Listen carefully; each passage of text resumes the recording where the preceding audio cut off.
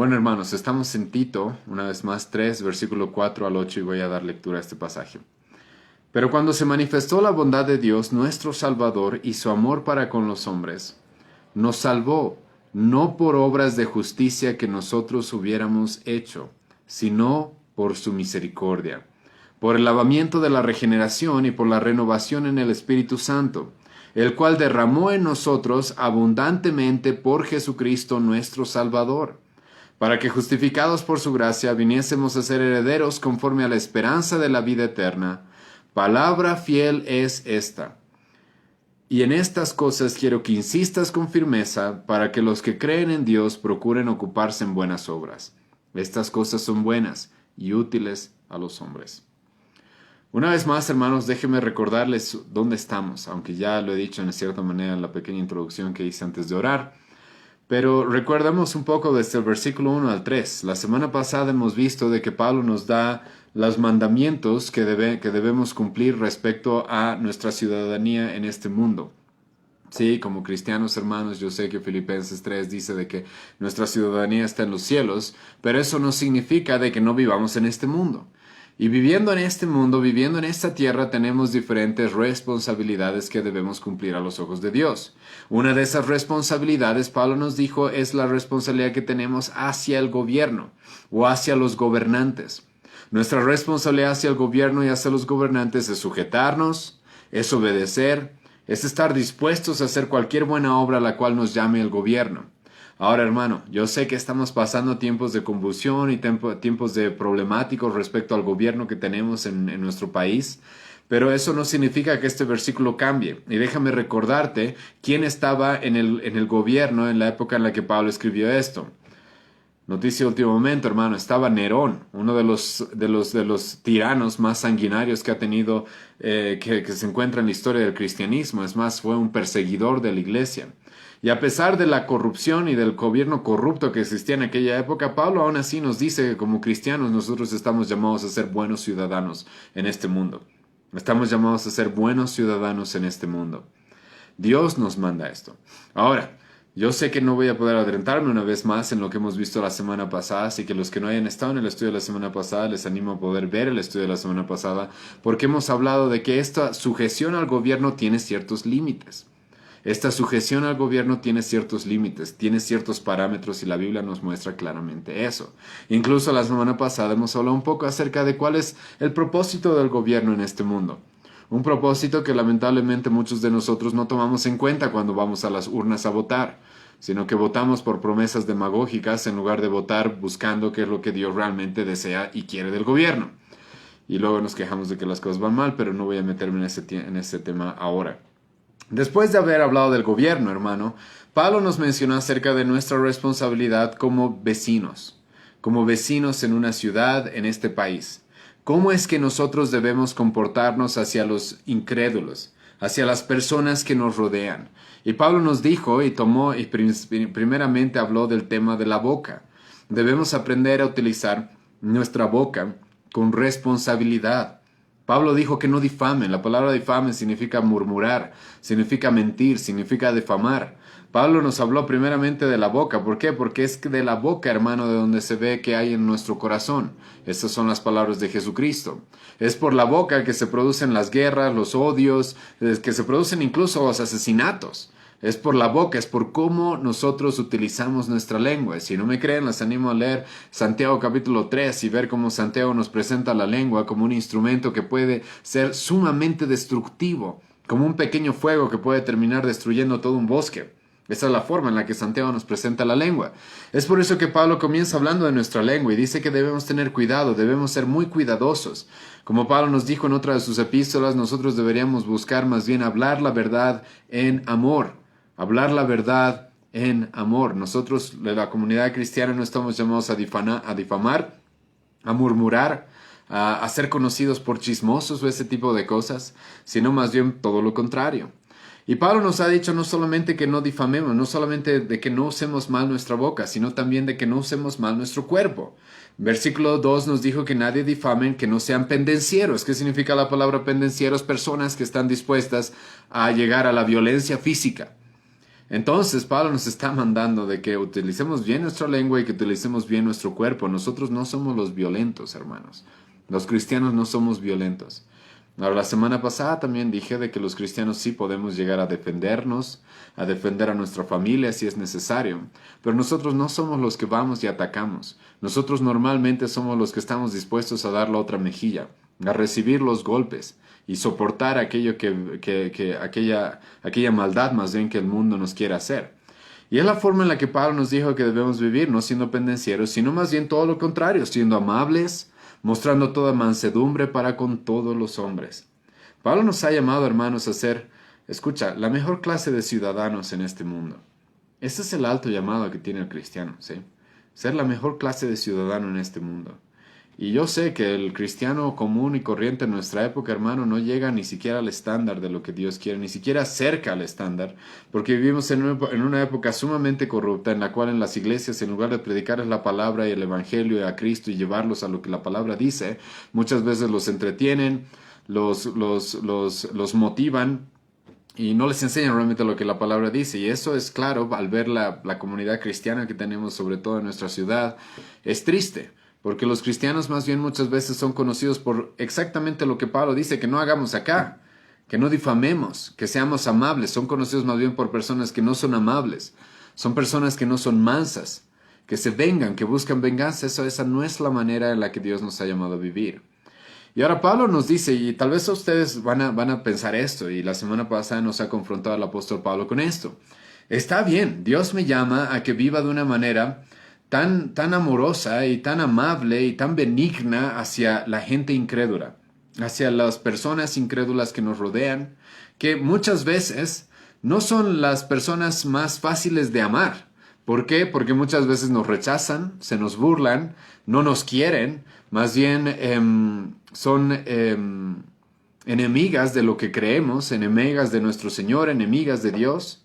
Pero a esas personas Pablo sí nos llama a mostrarles bondad, amor, mansedumbre. Y Pablo nos dijo algo muy importante en el versículo 3. Y es de esto, de que hermano, tú y yo estaríamos en la misma condición del mundo. Ese mundo que cada vez que tú ves el noticiero o abres el periódico o ves en el Facebook las noticias, ese mundo del cual tú te quejas y dices, ¿cómo puede haber tanta injusticia y cómo puede haber tanta maldad? Pablo nos recuerda, hermano, de que si no hubiera sido por el Evangelio de Cristo, tú y yo estaríamos igual. No habría ninguna diferencia.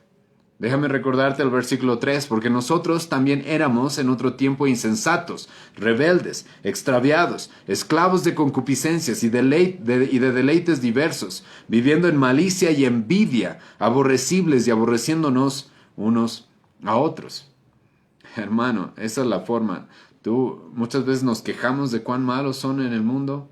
Hermano, tú no eres mejor porque tú seas mejor por ti mismo, por si acaso. Si tú puedes vivir de una manera distinta a la forma en la que el mundo vive, es gracias a Dios. Porque si no fuera por la gracia de Dios, tú estarías en el mismo camino. Es más, tú ya estabas en el mismo camino, es lo que Pablo nos dice en el versículo 3. Tú ya estabas en ese camino. Ya estabas en ese camino. Y como hoy día vamos a ver a partir del versículo 4, Dios nos rescató de esa vida. Entonces, cuando nosotros vemos al mundo, estamos llamados a mostrarles amor, amabilidad, bondad, sin importar cómo son, teniendo esto en mente, que nosotros estábamos en la misma condición que ellos. Entonces de alguna manera es un llamado, hermano, a tenerles compasión, a tenerles misericordia. Cuando tú ves ese asesino, ese violador, ese ladrón, es injusto, lo que deberías decir, hermano, es de si no fuera por Dios, yo sería igual. Yo sería igual.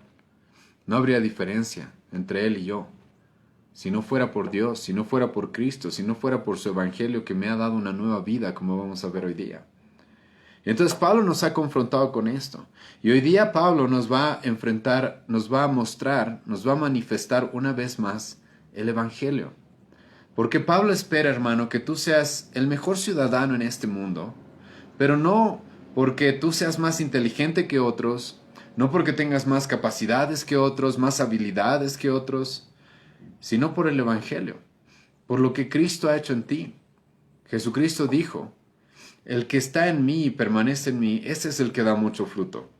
Separados de mí, dijo Jesucristo, Juan 15, versículo 5, nada podéis hacer. Es por eso que Pablo nos va a recordar ahora a partir del versículo 4 el Evangelio. Es por el Evangelio que vivimos de la manera correcta. Entonces Pablo nos ha dicho, vivan de esta forma, sean los mejores ciudadanos en este mundo, sean los mejores ciudadanos en este mundo. Ténganle compasión a aquellos incrédulos que aún viven en injusticia, en maldad, en pecado. ¿Por qué? Porque ustedes eran iguales. Y yo los he rescatado, es lo que ahora Dios nos va a decir en el versículo 4. Escucha. Después de decirnos de que nosotros vivíamos en malicia, envidia, éramos aborrecibles y aborrecíamos a los demás, Pablo nos dice en el versículo 4, pero cuando se manifestó la bondad de Dios nuestro Salvador y su amor para con los hombres. Tú estabas en esa condición. Estabas completamente perdido. Como Pablo dice en Efesios 2, versículo 1 al 3, estábamos muertos en nuestros delitos y pecados. Como Pablo dice en el mismo capítulo 2 de Efesios, estábamos sin esperanza en este mundo, sin Dios, camino hacia la perdición. Lo único que merecíamos era la ira de Dios. Pero, y ese pero es importante, hermano, les animo a tomar en cuenta eso. Cuando se encuentran un pero en la Biblia, ese pero siempre es importante. Pero aquí hay un quiebre. Aquí hay como si Pablo en el versículo 3 nos hubiera mostrado la oscuridad, pero en el versículo 4 nos va a mostrar que la luz empieza a iluminar. Es como la salida del sol después de una noche sumamente oscura y llena de tinieblas. Entonces, pero ahora hay esperanza, dice Pablo. ¿Y cuál es esta esperanza? No lo que tú o yo podamos hacer de manera innata, no lo que tú y yo podamos lograr por nuestra propia capacidad, porque no tenemos en realidad capacidad. Toda nuestra justicia, dijo el profeta Isaías, son trapos sucios delante de Dios. Pero hay esperanza para los pecadores. ¿Por qué? Porque Dios nos ha manifestado su bondad. Se ha manifestado la bondad de Dios nuestro Salvador y su amor para con nosotros. Pablo nos está recordando, hermanos, el Evangelio, Cristo. Esa es la esperanza del mundo. Esa es la esperanza de que hombres que vivían en tinieblas, hombres que eran insensatos, ignorantes, rebeldes, extraviados, esclavos del pecado, ahora puedan vivir de una manera completamente distinta. Pero, dice Pablo, nosotros estábamos de esa forma, vivíamos de esa manera, pero Dios nos ha manifestado algo. Esa palabra manifestar, hermano, es una palabra interesante que algunos la traducen como algo que se manifestó desde el cielo y tienen razón al verla de esa manera. Porque esto, lo que Dios nos manifestó, no proviene de este mundo específicamente. No nació en este mundo. Ahora, no me estoy refiriendo a que Cristo no haya nacido en este mundo, por si acaso, sí. Pero Cristo no pertenecía de manera natural a este mundo. Él es el creador. Él es el rey del universo. Él es aquel que tiene todo el universo en la palma de sus manos y decidió venir a este mundo y descender a este mundo, como Pablo dijo en Efesios capítulo 3. Aquel que estaba en un lugar tan elevado decidió hacerse esclavo, Filipenses capítulo 2, versículo 6 en adelante. Aquel que era igual a Dios, no tomó en cuenta el ser igual a Dios como cosa que aferrarse, sino que se despojó a sí mismo y tomó forma de siervo, dice Pablo en Filipenses 2. Dios nos ha manifestado una gracia que proviene directamente desde el cielo. Como el profeta Isaías dijo, Isaías 45, versículo 8, destilen los cielos de arriba la justicia, dice el profeta Isaías. Porque del cielo iba a venir una justicia, del cielo iba a venir la salvación que nosotros necesitábamos para ya no vivir de una manera insensata, ignorante, completamente extraviados y esclavos del pecado. Y es este el motivo por el cual nosotros ahora podemos vivir de una manera completamente distinta. Pero, dice Pablo, se ha manifestado la bondad de Dios nuestro Salvador y su amor para con los hombres. Ahora, pregunta, ¿dónde se manifiesta la bondad y el amor de Dios? Es una blasfemia, hermano, como en nuestra época muchos pastores dicen de que la bondad y el amor de Dios se manifiesta y creen que ahí realmente se manifiesta cuando las personas son sanas de sus enfermedades, cuando Dios no tienes trabajo, te da un nuevo trabajo, cuando va mal tu matrimonio y tranquilo, Él va a solucionar tu matrimonio, cuando tienes sueños y metas y Dios te va a cumplir tus sueños y tus metas. No. Ahora no estoy diciendo que Dios no pueda hacer todas esas cosas, por si acaso. No estoy diciendo eso. Pero ¿dónde la Biblia dice que Dios nos manifiesta su bondad y su amor? En Cristo. Pablo está confrontándonos una vez más con este tema de Jesucristo, lo que Él ha hecho por nosotros, lo que Él hizo por nosotros. Pablo ya nos ha hablado de esta salvación que se ha manifestado en el versículo 2, capítulo 2, versículo 11. Y una vez más nos vuelve a manifestar, nos vuelve a mostrar este amor y esta bondad que se manifiesta en Dios, que es nuestro Salvador. Déjame preguntarte esto, hermano. ¿Cristo vino a morir por ti para salvarte de qué? ¿Para salvarte de qué? ¿De la pobreza? ¿Para salvarte de qué? ¿De la enfermedad? ¿De una baja autoestima? Cuando Pablo utiliza la palabra salvación, sabe, hermano, a qué se refiere con salvación. Se está refiriendo a la salvación eterna. Por eso el versículo 7 nos va a hablar de que somos herederos conforme a la esperanza de la vida eterna. Pablo sabe que el problema más grande que tiene el hombre es que un día se va a parar delante de un Dios santo y justo a dar cuentas por su vida. Y Dios tiene registrado cada uno de tus pecados. No solo los que hiciste, sino incluso los que pensaste, los que deseaste. Y un día un Dios que odia y aborrece el pecado va a juzgarte. Y en ese momento se va a definir tu eternidad. En ese preciso instante se va a definir dónde vas a pasar absolutamente toda la eternidad. Ya sea en el gozo eterno junto a Él o ya sea en la condenación eterna, pagando tus pecados, sintiendo la ira de Dios por toda la eternidad. Es a eso a lo que Pablo se refiere acerca de cuando habla de la salvación que Dios nos ha dado. Es a eso a lo que Pablo se refiere cuando habla de la bondad y del amor de Dios. La bondad y el amor de Dios se muestran en que Él ha estado dispuesto a entregar a su único Hijo, hermano, para que Él reciba el castigo de todos tus pecados, para que Él guarde la ley que tú no puedes guardar, para que Él sea condenado como tú debías ser condenado, y entonces tú puedas ser perdonado. Entonces tú puedas ser libre completamente de la condenación, puedas ser completamente libre y todos tus pecados, toda tu corrupción sea cubierta. ¿Por qué? Porque un justo murió en tu lugar. Porque aquel que no conoció pecado, Dios lo hizo pecado, para que tú puedas ser justicia de Dios en él. Todos nos descarriamos como ovejas, dice el profeta Isaías, capítulo 53. Pero Dios cargó nuestro pecado en su Hijo. Isaías 53, versículo 10 nos dice de que Dios lo quebrantó. Es a eso, hermano, lo que se está refiriendo Pablo acá, por si acaso. Pablo no tiene en mente ese tipo de cosas superficiales como la mayoría de los predicadores de la prosperidad de nuestra época. No, él tiene en mente algo mucho más elevado y más importante. Lo que vives y lo que sufres en este mundo, hermano, no se compara en lo más mínimo a lo que te espera, al sufrimiento y el dolor que te espera cuando pagues cada una de las transgresiones que has cometido en contra de un Dios eterno y santo y justo. Como uno de los puritanos decía, va a ser necesario que las personas prueben un solo segundo del infierno para que quieran volver a este mundo. Un solo segundo del infierno para que quieran volver a este mundo. Sí, esa gente que se queje y dice que este mundo es el infierno, van a probar un segundo del infierno y van a querer volver acá. Van a rogar por volver acá. Pero no va a haber más opción. No va a haber más. Cristo vino, hermano, a morir por nosotros en una cruz, a vivir por nosotros, morir por nosotros, resucitar por nosotros, para que tú y yo tengamos la vida eterna. Y es a esa salvación a la que Pablo se refiere acá. Y es ahí, hermano, donde Dios nos muestra su bondad y su amor.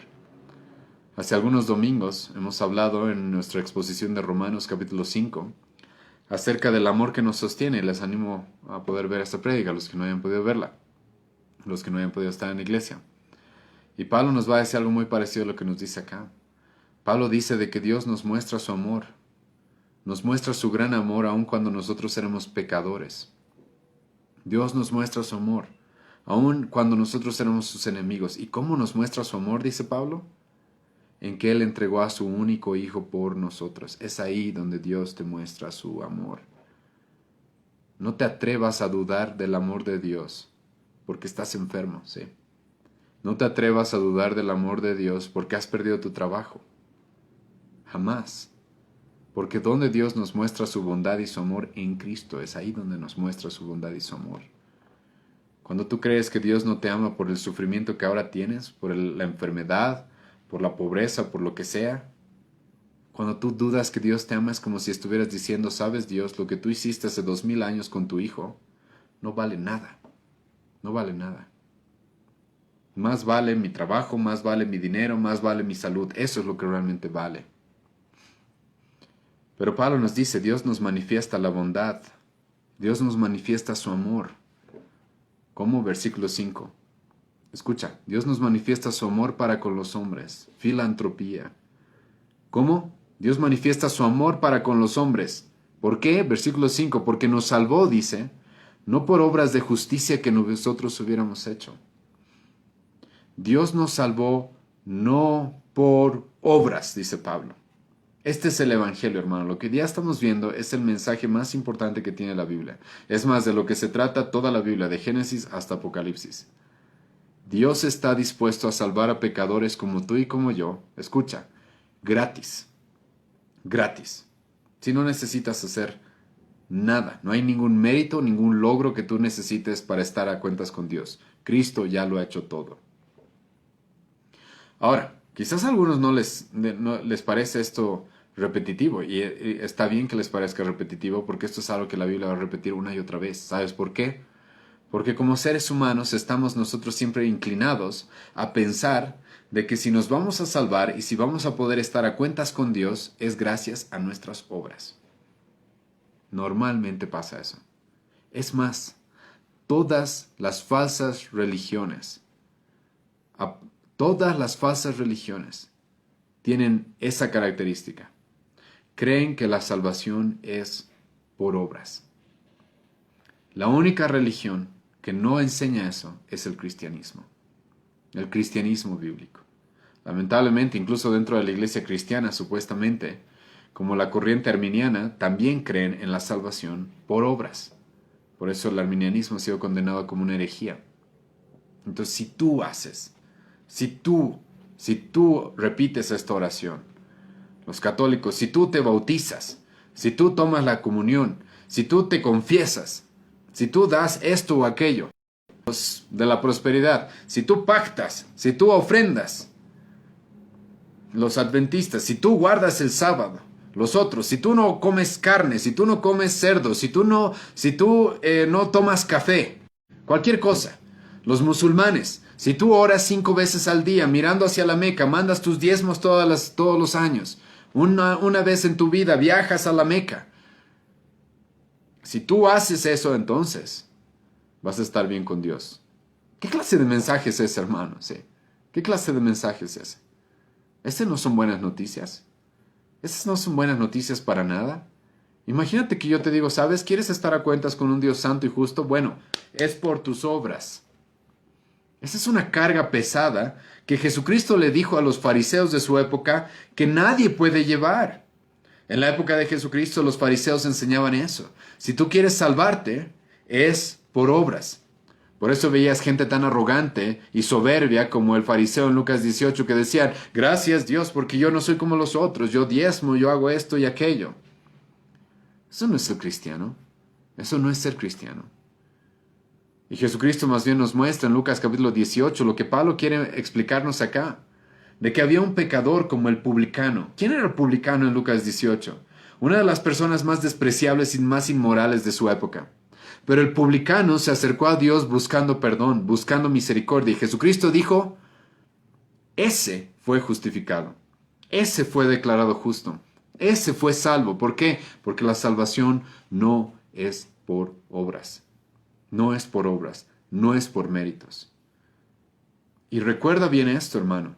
Muchos de ustedes no son cristianos. ¿Por qué? Porque cuando tú respondes esta pregunta, cuando alguien te pregunta, ¿cómo vas a llegar al cielo? Es esta la forma en la que tú respondes. A veces hablas de Jesucristo y dices, por Cristo. Pero aparte, en tu mente y en tu corazón es por Cristo y aparte porque leo la Biblia, y aparte porque voy a la iglesia, y aparte porque yo siempre ofrendo, y aparte porque yo siempre hablo de la Biblia, aparte, entonces estás confiando en tus obras. Esa no es la salvación que Pablo nos dice acá. El gran amor y la bondad que Dios nos ha mostrado es de que Él está dispuesto a salvarnos no por obras de justicia que nosotros hubiéramos hecho. Y eso, hermano, es lo que nos separa de todas las demás religiones. Eso es lo que nos separa de todas las demás religiones. Es más, no sé por qué no se dan cuenta esto los católicos, pero cuando ellos creen y los católicos hacen esto, ellos mezclan la salvación por fe más obras. Ellos sí van a hablar de la fe, sí van a hablar de Cristo, sí van a hablar de la gracia incluso, pero siempre es más obras. Entonces sí, tú necesitas la fe, dicen los católicos, pero más obras si quieres salvarte. Eso, hermano, es despreciar lo que Cristo hizo en la cruz. Eso es despreciar lo que Cristo hizo en la cruz. Cualquier persona que te diga que te puede salvar por la fe más obras, es despreciar lo que Cristo hizo en la cruz. ¿Por qué? Porque si yo necesito obras para llegar al cielo, si yo necesito, escucha, a Cristo y aparte obras para llegar al cielo, es como si dijera esto: lo que Cristo hizo hace 2000 años en esa cruz no fue suficiente. No fue suficiente. Yo, pecador, yo, ciego, yo, un hombre completamente esclavizado por la corrupción, yo tengo que agregar algo a lo que Cristo hizo hace 2000 años. Eso es lo que la Iglesia Católica y muchas iglesias dicen en nuestra época. Si tú quieres ser salvo es por tus obras, o por Cristo más tus obras. Y no se dan cuenta que están despreciando a Jesucristo. Por eso el apóstol Pablo va a ser tan claro en esto en su carta a los Gálatas, a tal grado que le va a decir a los Gálatas: si ustedes quieren salvarse por la circuncisión o por las obras o por las ceremonias, están abandonando a Cristo. Han abandonado a Cristo, han abandonado la gracia. Ustedes no son cristianos. Y es eso lo que la mayoría de las religiones en nuestra época enseñan, pero el cristianismo no. Nosotros creemos, hermanos, de que Dios nos ha mostrado su misericordia. Imagínate qué clase de bondad y de amor podríamos pensar que es esto. Que Dios te diga: yo he entregado a mi hijo por ti, pero si quieres llegar al cielo, en algún momento voy a ver cuántas buenas obras has hecho para llegar al cielo. ¿Qué clase de buena noticia sería esa? No sería ninguna buena noticia. Esta es la buena noticia. Dios es tan bueno y tan bondadoso, hermano, de que Él ha entregado a su único Hijo y nos ha amado tanto para entregarnos lo que Él más amaba, sacrificar a su único Hijo, para que tú y yo podamos ser salvos gratis. Romanos 3, versículo 24.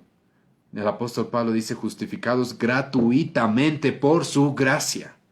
Gratuitamente por su gracia. En Romanos 5, versículo 15, Pablo va a decir que Jesucristo es el don, la gracia, el regalo que Dios nos ha dado. 4 veces en ese versículo Pablo va a mencionar a Cristo como un regalo. Y si es por gracia, no es por obras, va a decir Pablo en Romanos 4, en Romanos 11. Si es por gracia, no es por obras. No hay nada que tú tengas que agregar. Lo único que tú debes hacer es poner tu fe en Cristo. ¿Y qué significa poner tu fe en Cristo? Es ir corriendo a Él y decirle: no tengo obras, no tengo nada que ofrecerte, soy un triste y pobre y condenado pecador, y solo puedo depender de que tú me salves, de que tu obra en la cruz sea suficiente para salvarme, porque yo no puedo hacer nada para salvarme. Eso, hermano, es la fe, por si acaso. La fe no es simplemente saber que Cristo existió en este mundo. La fe es ir corriendo a Él y decir: yo sé que tú has hecho todo para salvarme. Yo no tengo nada que agregarle a esa salvación, a ese sacrificio. Y eso es lo que Pablo nos dice que se nos manifestó, la salvación, la gran bondad y amor de Dios para los hombres, que nos salva no por obras de justicia que nosotros hubiéramos hecho. Ese no es Dios. Y Dios sabe, hermano, de que tú no hay cantidad de obras buenas que puedas hacer para salvarte. Algunos piensan esto. En la religión católica igual se cree esto. De que si tú te quieres salvar, como que tienes que hacer suficientes buenas obras como para cubrir tus malas obras. Por eso, por ejemplo, en la penitencia católica, en la confesión y penitencia católica, ellos hacen esto. Entonces tú vas al curita, te confiesas, y él te dice: bueno, ahora vas a rezar 5,000 Ave Marías, 10,000 Padre Nuestros, qué sé yo. Y tienes que hacer cierta penitencia. Porque tus buenas obras, tus méritos tienen que cubrir tus malas obras. Hermano, no es así como funciona el Evangelio. No es así como funciona la gracia. Tus buenas obras nunca cubren tus malas obras. Es más, lo que la Biblia dice es de que tus malas obras ensucian tus buenas obras, por si acaso. Jamás tus buenas obras cubren tus malas obras, nunca. Solamente las buenas obras de Cristo, solamente las obras justas de Cristo pueden cubrir tus malas obras. Solo la vida justa y la muerte en tu lugar que hizo Cristo hace 2000 años, solamente eso puede cubrir tus malas obras. Nada más. Tus buenas obras no sirven. Están ensuciadas por tus malas obras, por tu pecado. Están sucias, por eso ya he mencionado Isaías 64, versículo 6, cuando el profeta Isaías dice, toda nuestra justicia son trapos sucios delante de Dios, no tienen ningún valor, ningún valor. Y si no me crees, hermano, vayan conmigo los que quieren a Filipenses capítulo 3, escucha lo que el apóstol Pablo va a decir en ese pasaje. Pablo va a ser un ejemplo de alguien que entendió el Evangelio y que abandonó sus obras porque entendió quién es Cristo. Escucha lo que Pablo dice en Filipenses capítulo 3, versículo 4 en adelante. Pablo dice, aunque yo tengo también de qué confiar en la carne, si alguno piensa que tiene de qué confiar en la carne, yo más. Circuncidado al 8º día, del linaje de Israel, de la tribu de Benjamín, hebreo de hebreos, en cuanto a la ley fariseo, en cuanto a celo perseguidor de la iglesia, en cuanto a la justicia que es en la ley, irreprensible. Pero cuantas cosas eran para mí ganancia, las he estimado como pérdida por amor de Cristo. Escucha, Pablo nos da su currículum de todas sus obras, de todos sus méritos. Y escucha lo que Pablo dice después de toda esa vida religiosa que él había tenido en una religión falsa, como era el judaísmo del primer siglo. Pablo dice, todos esos méritos, todos esos logros, todo ese currículum que yo tengo, escucha lo que Pablo dice. Todo eso era tal vez para mí ganancia antes, pero ahora son pérdida. ¿Por qué? Por amor a Cristo, por amor de Cristo. Versículo 8. Y ciertamente aún estimo todas las cosas como pérdida por la excelencia del conocimiento de Jesús, mi Señor, por amor del cual lo he perdido todo y lo tengo todo por basura para ganar a Cristo. Pablo sabe que tú no puedes llegar a Cristo, escucha, tú no puedes llegar a Cristo alardeando de todas tus obras. Por eso dice Romanos 8, versículo 27, de que la fe deja excluida toda jactancia.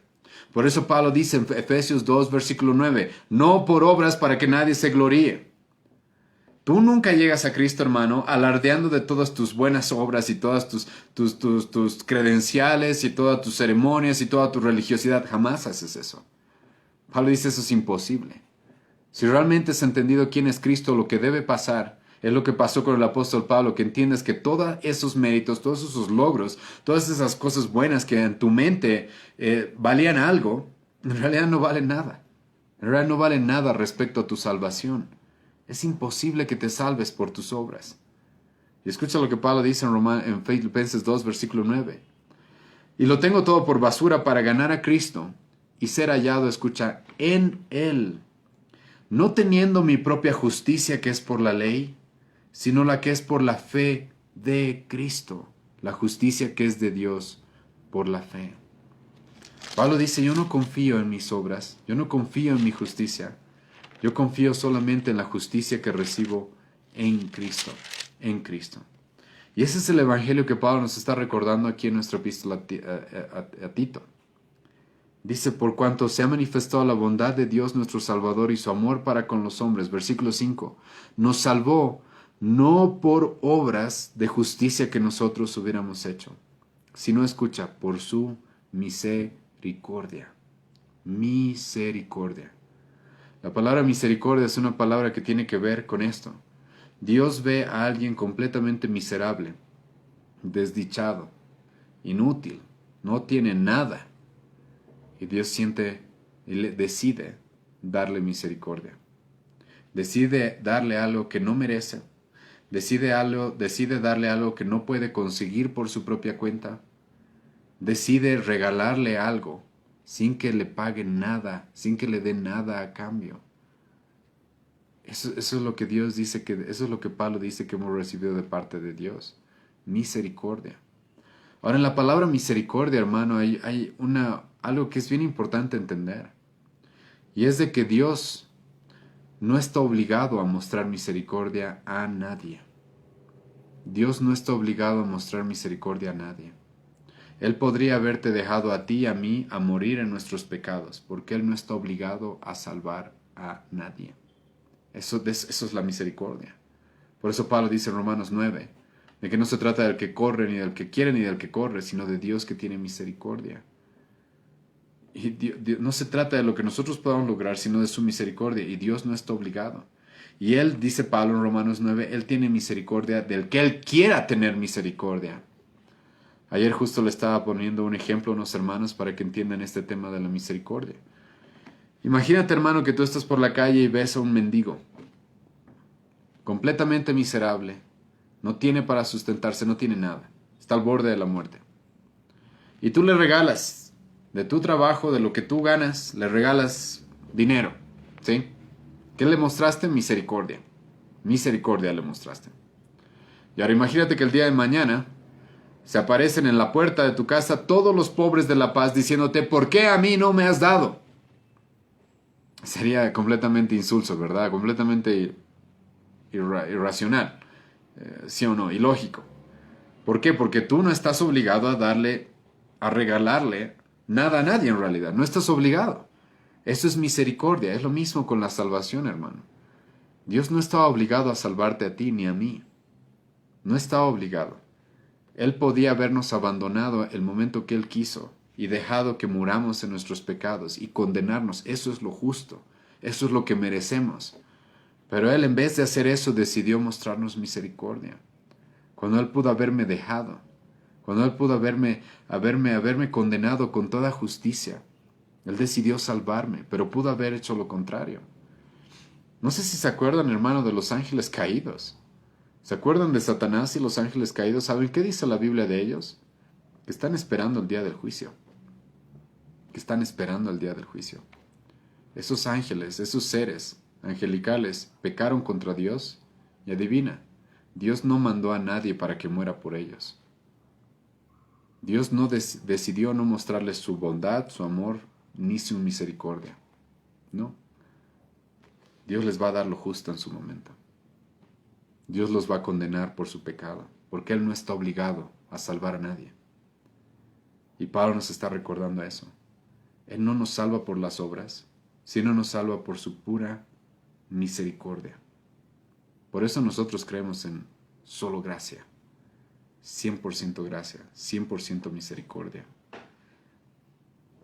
Por gracia sois salvos por medio de la fe, y esto no es de vosotros, es un don de Dios, no por obras para que nadie se gloríe. Una vez más, Efesios 2, versículo 8 y 9. Pablo nos está recordando este evangelio, hermano. Nos salvó no por obras de justicia que nosotros hubiéramos hecho, sino por su misericordia. Y ahora, esa misericordia, hermano, esta salvación, aparte de que nos perdona de todos nuestros pecados, aparte de que nos purifica de toda nuestra maldad, escucha, viene acompañada de una nueva vida. Escucha lo que Pablo dice en este versículo, ¿sí? Pablo nos dice, Dios no nos ha salvado por nuestras obras. ¿Por qué? Porque no teníamos obras. ¿Te acuerdas del versículo 3? Pablo dijo que éramos insensatos, rebeldes, extraviados, esclavos de concupiscencias y deleites diversos, viviendo en malicia y envidia, aborrecibles y aborreciéndonos los unos a los otros. No teníamos obras, no teníamos nada. Pero, ¿recuerdan el contexto en el que nos encontramos? Pablo nos está mandando en este pasaje a vivir de una manera correcta, a ser la mejor clase de ciudadanos en este país, en este mundo, como cristianos. Pablo nos está llamando a eso. Pero ¿de dónde sale el motor, el ánimo, las fuerzas para vivir de esa manera? En el Evangelio. En este Evangelio que nos recuerda una y otra vez la Biblia, acerca de la salvación que Dios nos regala por pura gracia, por pura misericordia, a pesar de que no nos lo merecíamos. Pablo dice, tan grande es la gracia de Dios que ha venido a morir por pecadores, de los cuales todos nosotros deberíamos decir somos los primeros de los pecadores. Sí, dice Pablo, Él nos ha perdonado y nos ha regalado la salvación. Y esta salvación, escucha, y este es el motivo por el cual tú y yo estamos llamados a vivir de una manera completamente distinta, porque esta salvación viene acompañada de lo que se conoce como una nueva vida, de lo que se conoce como el nuevo nacimiento, o como la regeneración, un término un poco más teológico o más técnico. La regeneración. Escucha lo que Pablo dice en versículo 5. Nos salvó no por obras de justicia que nosotros hubiéramos hecho, sino por su misericordia, por el lavamiento de la regeneración y por la renovación en el Espíritu. La salvación viene acompañada, escucha, de estas dos cosas. La regeneración y la santificación. La salvación es un regalo completo. Y Pablo nos menciona primero esta salvación que no es por obras, es por gracia, es por misericordia. Y ahora nos añade algunas cosas que vienen acompañadas de esta salvación. Y es una nueva vida. La prueba de que alguien verdaderamente es cristiano y ha conocido al Señor, hermano, no es cuánto levanta sus manos el domingo para cantar, no es cuánto salta en las reuniones de jóvenes, sino es una nueva vida, un nuevo corazón. Eso es lo que Pablo dice en este pasaje, que sucede en aquellos que han recibido esta salvación, que conocen la bondad, el amor, la misericordia de Dios. Tienen una nueva vida. Estoy cansado, hermano, de escuchar que me hablan de cristianos, entre comillas, que viven como los mundanos. Viven como gente que no conoce a Cristo. Y los llaman cristianos. No, no son cristianos. No son. Porque la verdadera salvación, alguien que verdaderamente ha conocido a Cristo, esto viene acompañado de una nueva vida. ¿Recuerda lo que Jesucristo dijo? Seguro recuerdas este versículo, Juan 3:16. De tal manera amó Dios al mundo que dio a su único Hijo para que todo aquel que en él crea no se pierda, mas tenga vida eterna. ¿Sí? Todos conocemos ese versículo. Entonces decimos, la salvación es por fe, es por gracia. Y es verdad, es por fe y es por gracia, como ya he mencionado. Pero ¿qué Jesucristo dijo en el mismo pasaje? ¿Qué es lo que Jesucristo dijo en el mismo pasaje de Juan 3? En la misma conversación con un hombre que se llamaba Nicodemo. En el mismo pasaje, Juan 3, versículo 3, Jesucristo le dijo a Nicodemo, si no naces de nuevo, no entras al reino de los cielos. Ni siquiera vas a ver el reino de los cielos. Sí, Jesucristo unió el tema de ser salvos por la fe y ser salvos por la gracia con el tema de que también debemos nacer de nuevo. Y ahora este nuevo nacimiento, hermano, no es algo que tú puedes hacer, no es algo que yo puedo hacer, es una obra sobrenatural del Espíritu Santo. Una vez más, escucha este versículo 5. Por el lavamiento de la regeneración y por la renovación en el Espíritu. Vayan conmigo si quieren a Juan capítulo 3, el pasaje que les acabo de mencionar. Justo después de que Jesucristo le dice a Nicodemo de que si no naces de nuevo, no entrarás al reino de los cielos, entonces Nicodemo le pregunta, ¿cómo va a poder ser esto? Escucha lo que dice en el versículo 4 y 5. ¿Cómo puede un hombre nacer siendo viejo? ¿Puede acaso entrar por segunda vez en el vientre de su madre y nacer? Respondió Jesús, de cierto te digo, que el que no naciere de agua y del Espíritu no puede entrar en el reino de Dios. Lo que es nacido de la carne, carne es, y lo que es nacido del Espíritu, Espíritu es. No te maravilles que te dije, os es necesario nacer de nuevo. Escucha el versículo 8. El viento sopla de donde quiere y oyes su sonido, mas ni sabes de dónde viene ni a dónde va. Así es todo aquel que es nacido del Espíritu. Jesucristo le dice, hay una obra que tiene que pasar en tu vida si realmente eres cristiano, si realmente eres salvo. Y es el nuevo nacimiento. Y Nicodemo pregunta, ¿cómo puede ser posible eso? Y Jesucristo le responde, es una obra soberana del Espíritu Santo. Es una obra soberana del Espíritu Santo. Ahora sí la sentimos, dice Jesucristo en el versículo 8, como sentimos el viento, pero no la controlamos. Se siente cuando alguien ha nacido de nuevo, ¿sí o no? Se puede notar. Es claro. ¿Alguno de ustedes, hermano, duda de haber nacido físicamente? Creo que no, ¿verdad? Nadie. Cuando nace un bebé es obvio que ha nacido. Se escucha su llanto. Se siente su presencia. Ha nacido. Y Jesucristo dice, así es el nuevo nacimiento. Se siente como el viento. Pero es una obra sobrenatural que Dios hace en nosotros, que el Espíritu Santo hace en nosotros. Es una obra sobrenatural que el Espíritu Santo hace en nosotros. Y sabemos. Eso es lo que siempre pasa en un verdadero cristiano. Las personas empiezan a preguntarte, ¿qué? Este no eres tú. Este no eres tú. ¿Qué te ha pasado? ¿Por qué ha habido ese cambio? ¿Qué es lo que te ha sucedido? Y eso es lo que Pablo nos dice que es la evidencia de que alguien verdaderamente haya nacido de nuevo, sea salvo. La salvación viene acompañada de una nueva vida. Escucha lo que dijo el profeta Ezequiel en el capítulo 36 de Ezequiel. Y es importante que Pablo aquí en Tito nos habla de la renovación en el espíritu por el lavamiento de la regeneración. El lavamiento, supongo que nos damos cuenta, hermanos, de que tiene que ver con esto del agua.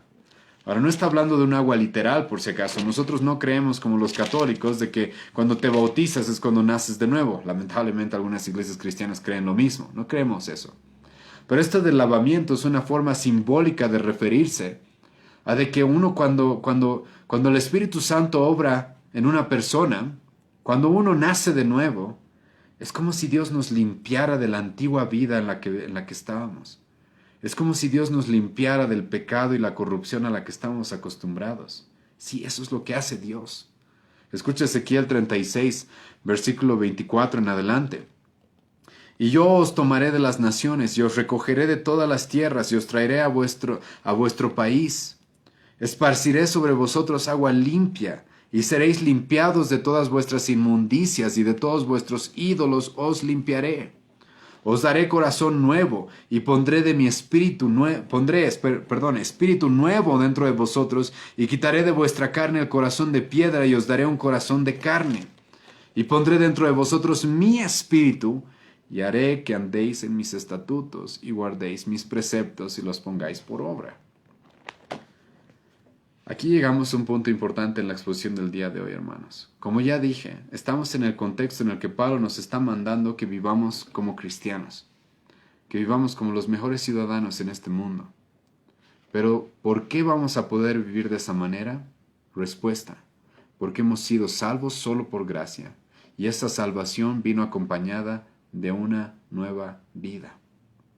Por eso Pablo, sin miedo, nos dijo que Jesucristo en el versículo 14 capítulo 2, en el versículo 14 del versículo 2, nos dijo que Cristo se dio a sí mismo por nosotros para redimirnos de toda iniquidad y purificar para sí un pueblo propio, escucha, celoso de buenas obras. Escucha ese contraste.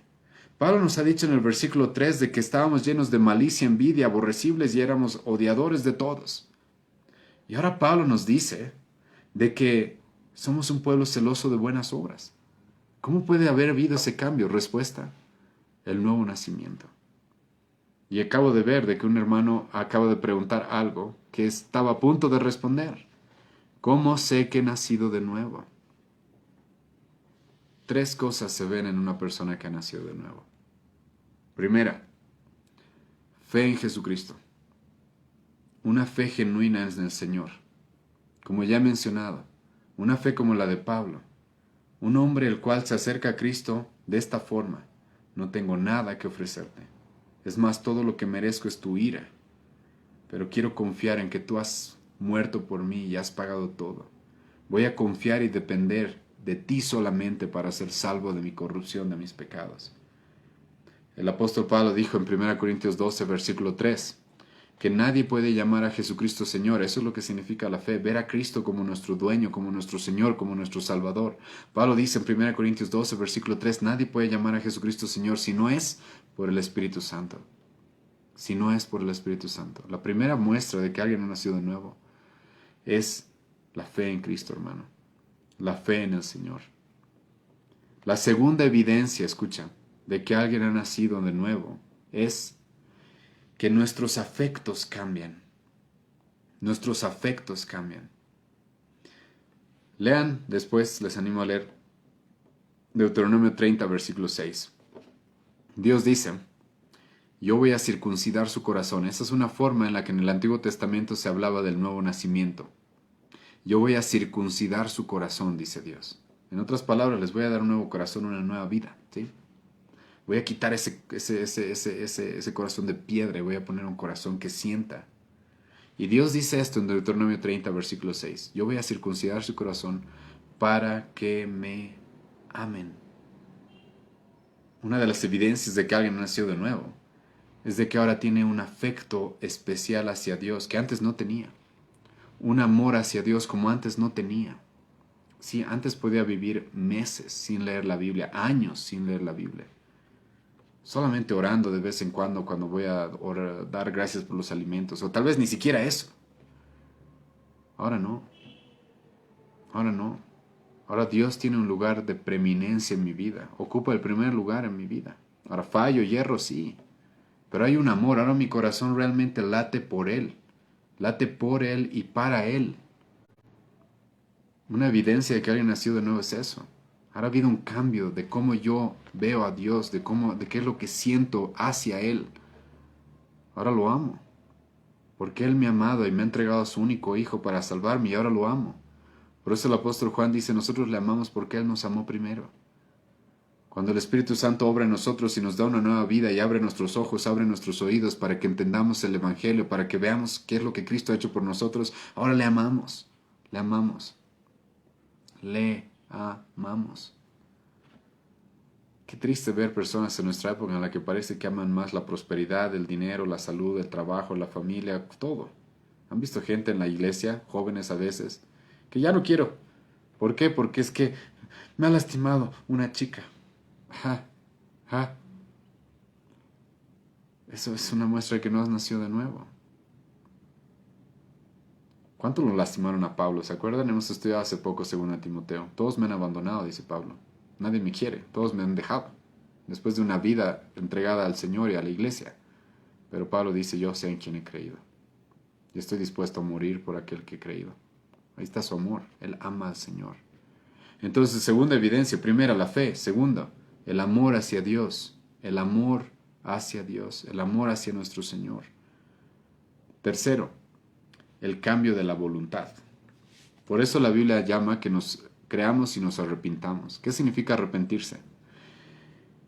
Palabra metanoia en el griego, aunque hay otras palabras que también se utilizan en el Nuevo Testamento, pero normalmente la palabra metanoia es la más usada, que significa un cambio de mente radical, ¿sí? Un cambio de mente.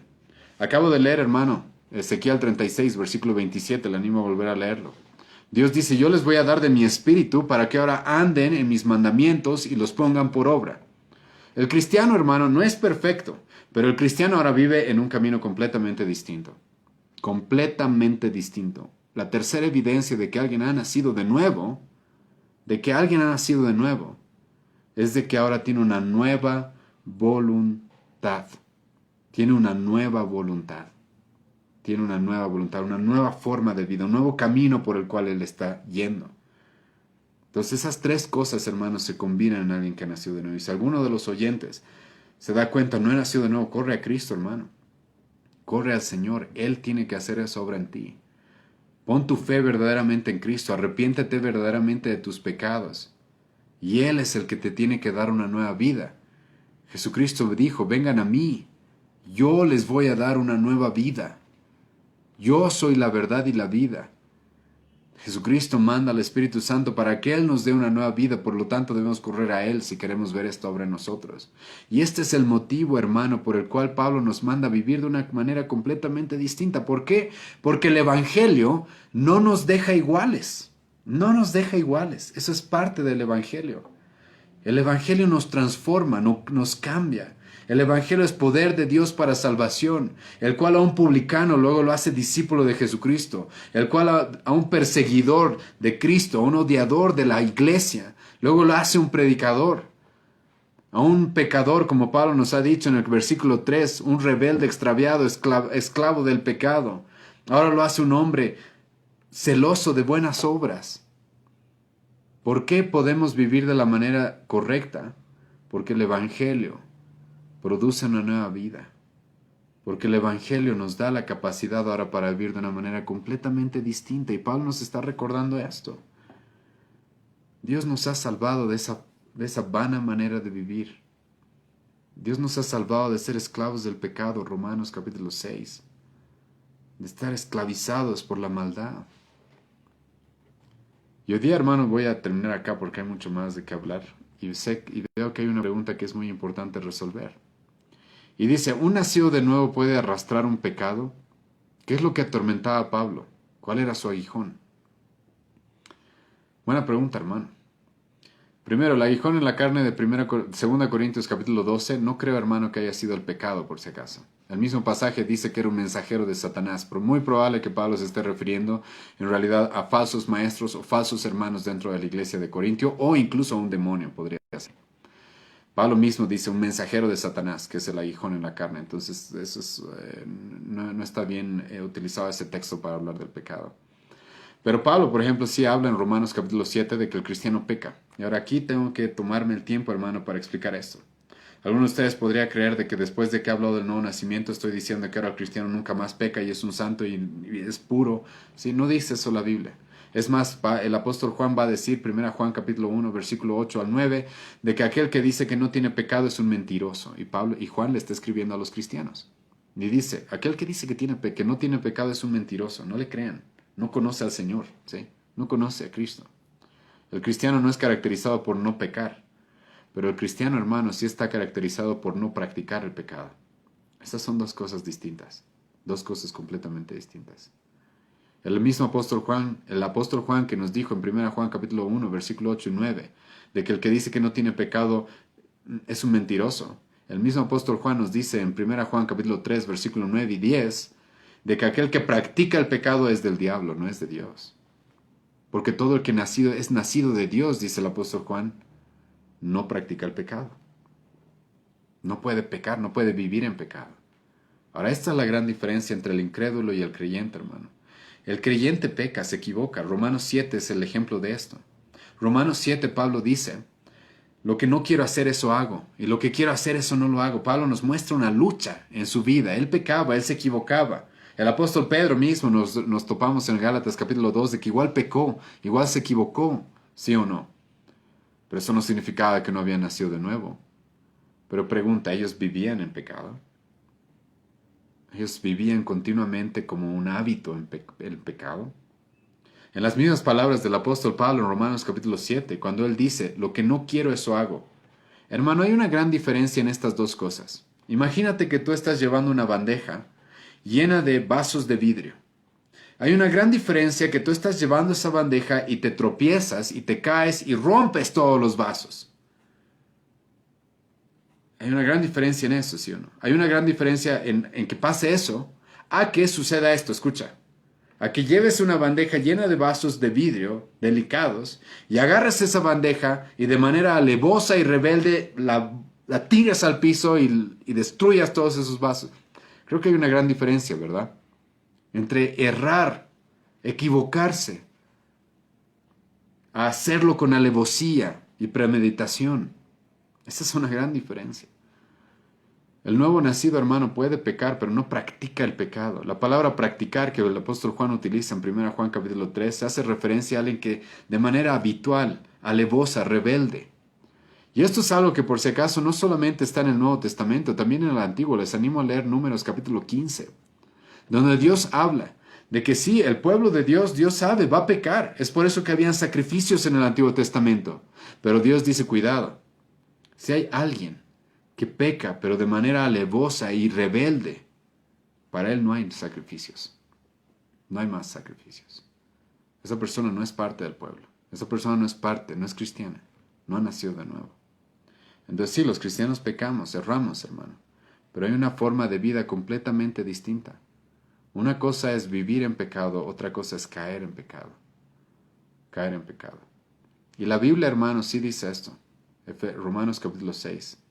De que hemos sido libertados del dominio del pecado. O sea, el pecado ya no nos esclaviza. Es más, Pablo nos va a decir en Romanos 8, de que junto con el Espíritu Santo podemos nosotros mortificar el pecado. Romanos 8, versículo 13.